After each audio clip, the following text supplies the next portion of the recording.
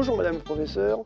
Aujourd'hui, nous abordons le premier des trois grands mécanismes de la génétique moléculaire que vous nous annonciez. Il s'agit de la réplication. Alors, expliquez-nous le principe de la réplication. La réplication, d'abord pour la définir en deux mots, la réplication, c'est le mécanisme au cours duquel le génome, donc à l'intérieur du noyau, va être dupliqué, il va être dédoublé intégralement. Donc ça, c'est ce mécanisme-là qu'on appelle la réplication. Donc c'est un mécanisme qui a lieu au moment où la cellule va se diviser, au cours du cycle cellulaire. On a déjà parlé du cycle cellulaire. C'est la deuxième étape du cycle cellulaire qui dure chez l'homme entre 4 et 8 heures. Et cette étape-là, donc, elle conduit à dupliquer intégralement le génome dans le noyau, le génome de la cellule. Et comment ça marche? Alors, comment ça marche? Donc, on se souvient que l'ADN, c'est une molécule, c'est une double hélice, c'est une molécule qui a deux brins. Ces deux brins, ils sont fortement associés l'un à l'autre grâce à l'appariement des bases et un petit peu comme une fermeture éclair et fermée, donc c'est très solide.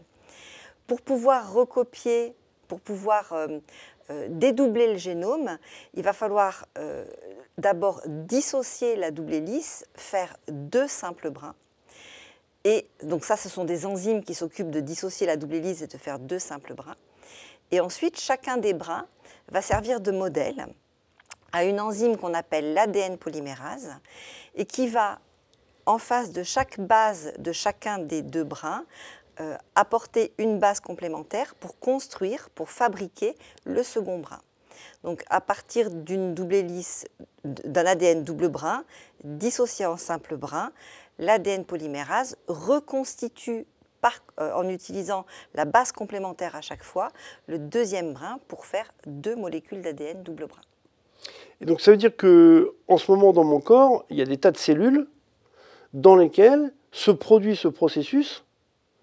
Tout à fait, toutes les cellules, tout à fait, tous les tissus qui sont en renouvellement, la peau, les cellules du sang, doivent fabriquer de la cellule et au cours de ce processus de fabrication, donc il y a de la division cellulaire qui s'effectue et pendant la division cellulaire, la cellule mère recopie son génome avec la réplication pour donner un génome à chacune de ces cellules filles. Et cette réplication, à l'intérieur, elle est toujours parfaite? Il n'y a pas d'erreur, il n'y a pas de déchet? Elle est quasi parfaite.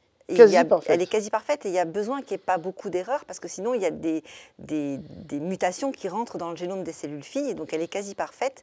Le taux d'erreur dans chaque noyau et à chaque division cellulaire, c'est à peu près 30 positions qui vont être modifiées, 30 bases qui vont être modifiées, qu'il faut rapporter aux 3 milliards de paires de bases, 3 milliards de bases qu'il y a dans un génome. Donc 30 pour 3 milliards, ça ne fait pas beaucoup. Ça fait que le travail, il est précis à... au millionième.